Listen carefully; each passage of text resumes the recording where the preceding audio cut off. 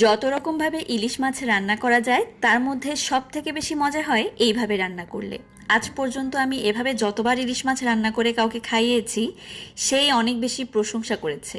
এভাবে ইলিশ মাছ রান্না করলে আসলেই কিন্তু অনেক টেস্ট হয়।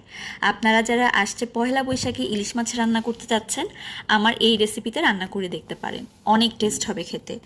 প্রথমেই হাফ কাপ পরিমাণ খাঁটি সরিষার তেল দিয়ে দিব, তারপরে দিয়ে দিচ্ছি এখানে হাফ কাপ পরিমাণ পেঁয়াজ কুচি, তার সাথে হাফ চা চামচ লবণ দিয়ে কিছুক্ষণ খুব ভালোভাবে ভেজে নিব।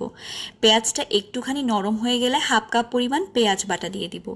পেঁয়াজ বাটাটাকে কিছুক্ষণ ভালো করে ভেজে নিতে হবে যতক্ষণ না পর্যন্ত পেঁয়াজের কাঁচা গন্ধটা চলে যাচ্ছে।